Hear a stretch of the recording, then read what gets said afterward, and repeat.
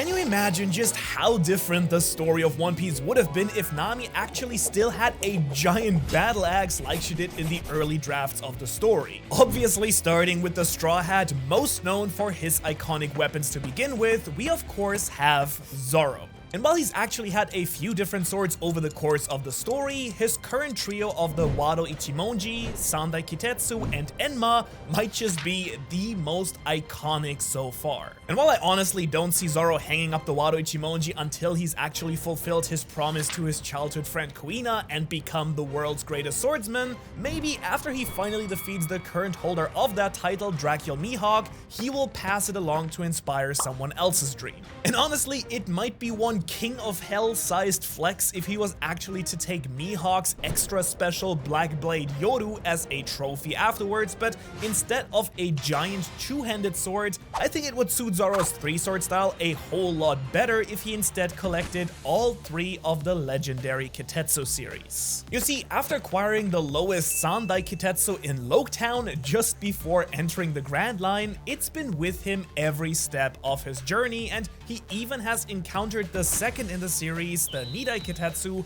just recently in Wano. And now, if the theories are correct and the sword carried by the Gorosei member Saint Venus Juro is indeed the Shodai Kitetsu, the first one, that means it won't be long before Zoro has crossed paths with all three of these legendary cursed blades, which were actually forged by his Shimotsuke ancestors. And so obviously, who better to unite all three of them for the very first time in history than a descendant of the legendary sword god Shimotsuke Ryuma himself. Now, these are very obvious choices for inside the One Piece world, but outside of One Piece, there are also a lot, and I mean a lot of really badass swords to choose from. But as funny as it would be to see Zoro, say, with Link's Master Sword from Legend of Zelda, Cloud's Buster Sword from Final Fantasy VII, and one of the Zanpakuto blades from Bleach even, maybe Shinji Hirako's Sakanade, I think a lot more interesting of a choice for him would be something which supports his already incredible skills as a swordsman overall. Now, considering that in One Piece the mermaid princess Shirahoshi is actually referred to as the ancient weapon Poseidon,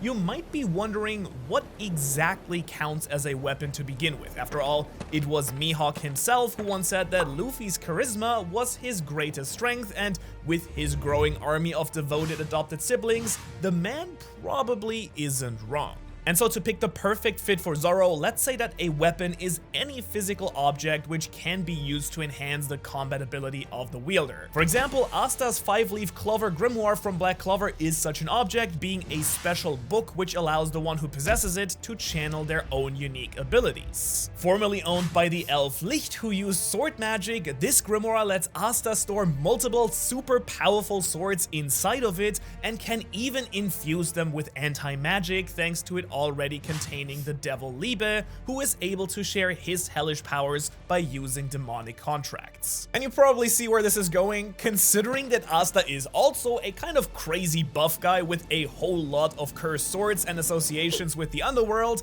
This does make Zoro and this 5-leaf Clover Grimoire, I think, a match made in heaven, or I guess in this case hell. But now that we've actually settled on what to give the man who already has way too many weapons, let's take a look at the man who is a literal weapon himself. You see, after a quite messy collision with the Sea Train in his youth, Franky here used Dr. Vegapunk's old research notes and his own incredible engineering skills to turn himself into a high-tech cyborg. Which does beg the question, what do you actually get the man with nipple lasers and cola-powered rocket launchers in his shoulders? The obvious answer is you give him a sword. Specifically, this sword, the Karakuri Razento. This one is actually originally owned by Sasaki, one of the beast pirates Tobiropo and Franky's opponent during the raid on Onigashima, because the Triceratops zone used what is basically a mechanized sword-shaped drill to very great effect during their fight. But wouldn't this be even better in the hands of someone like Franky, who would absolutely love having a dramatic and unique weapon, which he can also play around with and modify to even more super than it already is. As for looking outside of One Piece, we're going to return to Franky's love of huge, ridiculous, and ridiculously overpowered artillery and give him the 30mm anti-Midian cannon Harkonnen. Belonging to Seras Victoria from the anime Hellsing, the Harkonnen is an anti-tank sniper rifle that was specifically designed to hit hard enough to kill immortals. With its weight of 60 kilograms or 120 pounds unloaded and the incredibly ridiculous recoil, it's basically physically impossible for a regular person to use it, but with Franky's strong cyborg body, he could easily handle it just fine, I think. And funnily enough, much like how Franky has his big mech, the General Franky, the Harkonnen also has an upgraded version of its own called the Harkonnen 2. Very creative. Now, it still uses massive 30mm shells like the original, but this even bigger version is a dual-wielding semi-automatic cannon, and if you aren't already convinced that it would be something that would make Franky even more over the moon than Enel just from that, then really, I don't know what could. But following up our superhuman tank, we have another Straw Hat who's actually been gradually transcending her own humanity, and that is the Devil Child Nico Robin.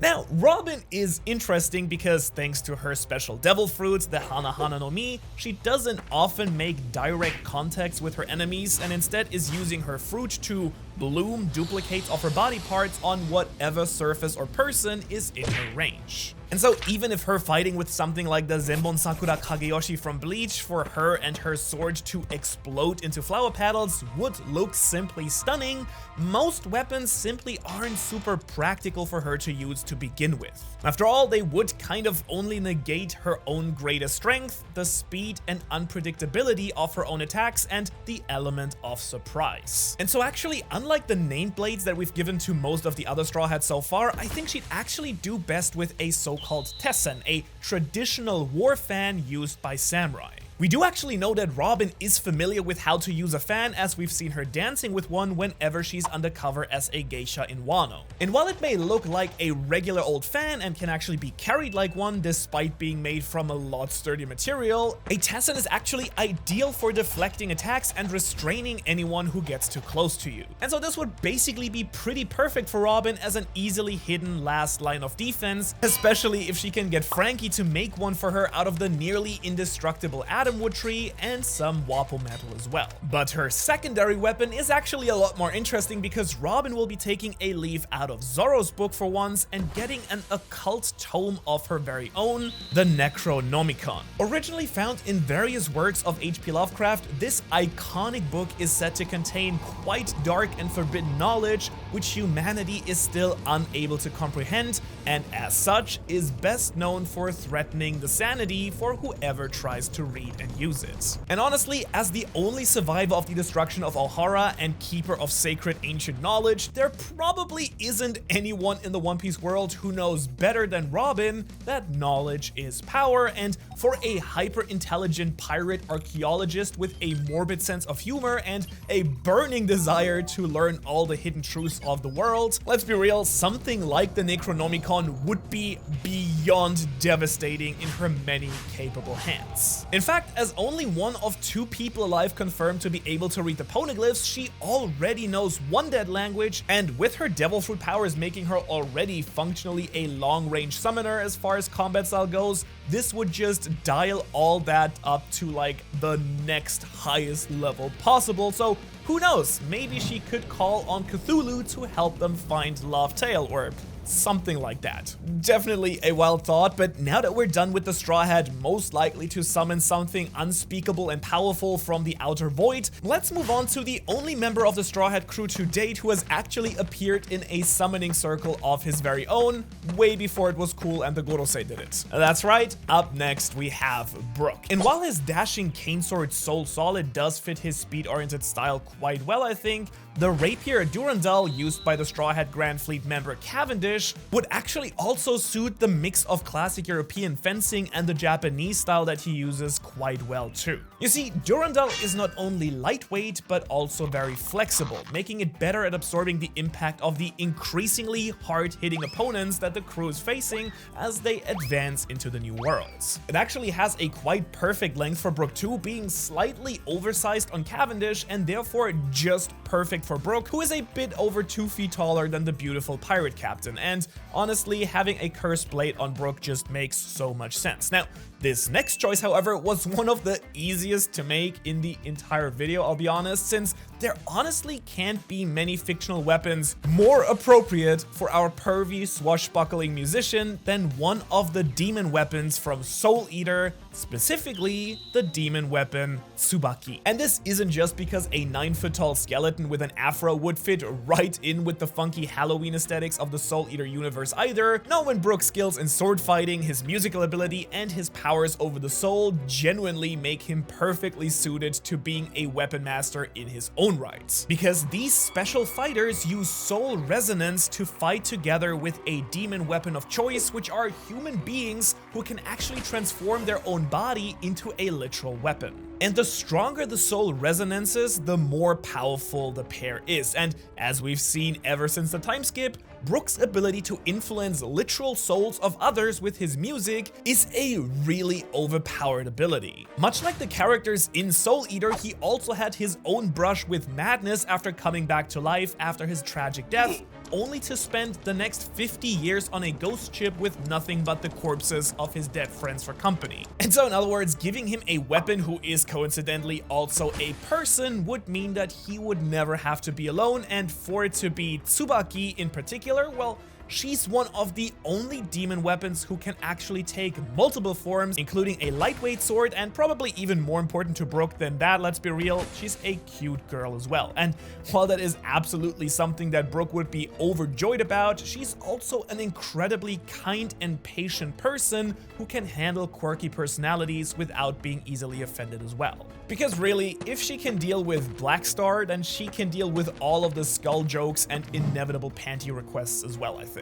But now that we're done with one of the Straw Hats who'd probably really enjoy having a cute girl for a weapon, we're gonna have to talk about the other guy as well. Because honestly, Sanji was one of the hardest Straw Hats to fight the right weapon for, since you know, most weapons generally require the use of your hands. However, it was confirmed that Sanji was trained to use a quite wide variety of weapons before he ran away from his abusive family and the Kingdom Germa 66 as a child, and from the fight on the sea train with Wansei the ramen guy, it's kind of clear that he still knows how to wield a blade, even if he refuses to fight with his hands. Luckily though, we do know quite a few characters who also fight primarily with their legs, the two most important in this case being his adopted father Redleg Zeph, the one who taught him his signature fighting style already, and the major antagonist from the One Piece movie Strong Worlds, the Golden Lion Shiki. Which means, yeah, Sanji is getting Oto and Kogarashi, the pair of double-edged named blades that Shiki actually replaced his own feet and lower legs with, that he cut off to escape from Impel Down. Now, it might take him some time, I'll be honest, but I can see Sanji working out just how to adapt his fighting style to include a leg sword or two, especially if he just used one on his left leg so it wouldn't get in the way of his jamblet techniques where he sets his right leg on fire. And honestly, between his strong and resilient modified body, armament haki, and proficiency with the skywalk technique, these swords would add incredible versatility to his combat abilities, especially if the blade was retractable so he could still walk regularly and fight normally as well. Remember, Sanji is technically kind of a cyborg at this point too, and if he ends up passing the second sword and the new fighting style to use it along to Zeph, well, that would just be another way to pay back the debt that he feels to the man who saved his own life and taught him so much about living. Besides that though, while there were quite a few considerations to make for Sanji's second weapon, ranging from the strange to the hilarious, including the Kamui Sanketsu from Kill la Kill, I'm ultimately giving the love cook who dreams of finding the all blue one of the signature weapons from the game Bayonetta 2. That being Bayonetta's starting set of 4 matching pistols, Love is Blue. Not only would they complement his incredible speed and flexibility, I think, being equipped in both hand and feet slots simultaneously, they would give him the ability to utilize long range as well as explosive melee attacks at the same time. Plus, of course, it's even more fitting when you consider that in his original concept art, he was actually depicted as a gunslinger. Bet you didn't know that. But also how after his time training with the newcomer during the time skip, there's probably few people in the entire One Piece world who would know how to fight in heels better than Sanji, let's be real. And speaking of gunslingers, next up on our list is the close personal friend of Sogeking himself, the one and only God Usopp. Now, being the Straw Hat Sniper, Usopp is the one they rely on most to make those high-precision, long-range shots that no one else actually can. And while Usopp generally doesn't use guns, you know what he does use? Cannons. And as luck would have it, one of his opponents in Alabasta, Mr. Ford, just so happens to have a bazooka which ate the Ino no Mi model Dachshund. Because not only is Lasso the Gundog basically a small mobile cannon, but we also learn in a cover story that his dream is to be a tank. And so with how excited Usopp was about using the Brachio Tank 5 during the raid on Onigashima, they could definitely become very good friends and pursue their respective dreams together from the inside of another tank. But of all the things that Usopp's fighting style is actually known for outside of his insane accuracy, the most iconic are easily his imaginative use of a variety of custom plant-based ammunition and somehow bluffing his way into acquiring devoted underlings who will kick ass on his behalf. And so what if we just put these two things together and you get his secondary weapon of choice, which is pikmin. Like, yeah, I'm not even kidding. Literally just give Usopp pikmin, because really, can you think of anything more appropriate for him than a horde of tiny, enthusiastic plant friends who follow you around so you can yeet them up and just solve all your problems? Usopp would just literally have to impress them once and they'd happily follow him forever anywhere, and literally all he'd have to do to ensure a never-ending powerful supply of diverse living ammunition for his slingshots would be to add them to his current garden of pop greens already. But do you know who else might have actually ended up with Lasso the Gundog, since they could bond over both eating devil fruits, which made them something very different from what they were originally? Well, that's of course the official emergency food supply of the Straw Hats, Tony Chopper. Being the ship doctor, those unfamiliar with this cute baby reindeer might think that Chopper mainly plays a support role during combat, when in all honesty, that couldn't be further from the truth. That's because as a zone fruit user, Chopper is already stronger and much more durable than most, and thanks to his intelligence and medical knowledge allowing him to unlock multiple specialized transformation forms with his rumble balls, much like Tsunade and Sakura from Naruto, he's a frontline medic who can break every bone in your body while naming them as well, then turn around and bandage you up without breaking a sweat. But he is also the youngest of the Straw Hats and often gets way too excited when he thinks something is really cool, and so the weapon I would give this tiny reindeer with the giant heart is the late Yonko Whitebeard's supreme grade Naginata, Murakumogiri. Yeah, I bet you didn't see that one coming. Formerly belonging to the strongest man in the world, Murakumogiri is able to channel and withstand an incredible amount of raw power. Originally invented for defensive combat, the length of a Naginata allows a single combatant to keep not just individual enemies, but whole groups of them at a distance. And so with how often Chopper ends up defending the weak and or wounded while trying to treat their injuries, something which helps him massively with crowd control and defense is actually a perfect fit for him. And so while yeah, it is huge and he can probably only use it in his human or monster point form, if Franky can transport the General Franky to the battlefield in 2 pieces, then I'm sure that Chopper can manage to bring this along for special occasions as well. Because really, what's better than giving Chopper a busted black sword? But this next one is pretty straightforward, as Chopper's second non-One Piece weapon is Caduceus, Mercy's staff from Overwatch. Because much like Mercy, he's a doctor who fights in the thick of it with his crew, so something which lets him heal people quickly would actually be insanely useful. The fact that this weapon can also buff and amplify the damage of allies would only add to his overall combat utility and make him able to support other Straw Hats much better who don't hit quite as hard as the monster trio. But going now from one staff wielding cutie who hits like a truck to another, let's talk about Nami. Because while there are a few characters with weapons more able to bring out their absolute best than Nami and her sorcery Climate Tact, a unique Usopp original design which allows her to do everything from manipulating the weather to creating literal mirages, as she's already experienced with using a staff, Nami's going to get Smoker's sea stone tipped weapon, the Nanashaku Jite. You see, this one would actually play to her pre-existing skills, as well as allow her an important advantage any powerful devil fruit users who might otherwise outclass her. Plus, I can honestly just see her dual wielding this with the Climatect, expanding her range and damage output instead of straight up replacing the Climatect. Let's just give her both. And building upon Nami's familiarity with not just wielding a staff with environmental effects, but also inflicting a whole lot of intimidation and blunt force trauma, her second weapon is going to be nothing other than the Gunbai Uchiwa, Madara's giant war fan from Naruto Shippuden. Said to be made of wood from a sacred spirit tree, the Gunbai is not only able to block and attack, not unlike a mace, but turn all incoming chakra into wind, nature release, that a wielder can then send right back at the attackers. In other words, giving Nami something which is both strong enough to deal damage on its own, as well as a way to deal with some of the nastier devil fruit users, would help her immensely, especially now since we're getting into the end game and their enemies are getting stronger than ever. And funnily enough, it's actually Logia fruits which would be especially vulnerable to the Gunbai's ability due to the purely elemental nature of their attacks, and this could be a whole new way for Nami to understand and weaponize her incredible sensitivity and knowledge of weather manipulation. Plus, let's be real, wouldn't it just be badass to see Nami leaping into battle with a fierce war cry only to blow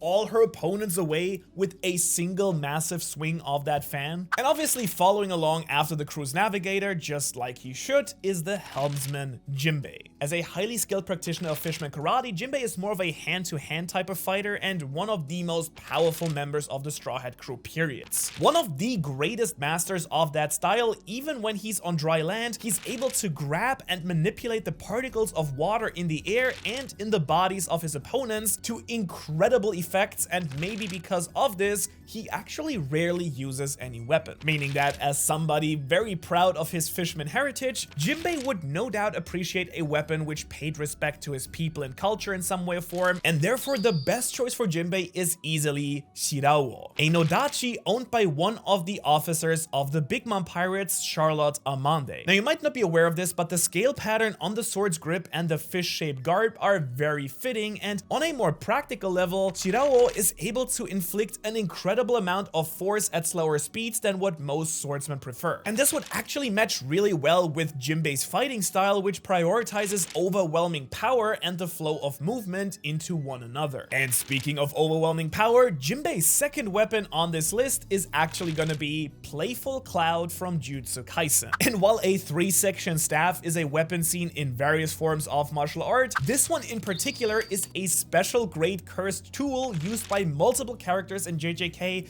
and could honestly just be as devastating in Jinbe's hands as it was in Toji Fushiguro's. You see, unlike most cursed tools, it has no imbued curse technique of its own and instead uses its innate cursed energy to enhance the natural physical capabilities of the user. And so considering that most fishmen are just naturally 10 times stronger than a regular human, and that Jinbe himself is easily one of, if not the strongest fishman alive today, it's safe to say that being on the receiving end of Playful Cloud when it's being wielded by a master of Fishman Karate would absolutely be like getting hit in the face by a literal Aqua Laguna. And next up is another Straw Hat who just prefers to straight up throw punches, and that is of course none other than the captain, Monkey D. Luffy. Now, outside the occasionally improvised weapon, or I guess in the memorable case when he went up against the Blackhead Pirates, the figurehead of their own actual ship, Luffy is a brawler who runs or gum rockets fist first at his problems. In fact, we even see him carrying the literal Nidai Kitetsu around in Wano, but even then, he mostly just holds it while punching people in the face, very much to Zoro's dismay. Meaning that Luffy is a hands-on person who lives in the moment, and for the most part, this means weapons are just something which will only slow him down on his mission to beat up whoever has annoyed him or hurt any of his friends. But Luffy is also very sentimental, and while he never had many material possessions, and even less which are special to him, the ones that he does have are his treasures. And so in order to get Luffy to use a weapon seriously, story, it's clear that we need to give him something which he would consider to be a treasure, and I can't think of a single weapon in any possible universe that he would treasure more than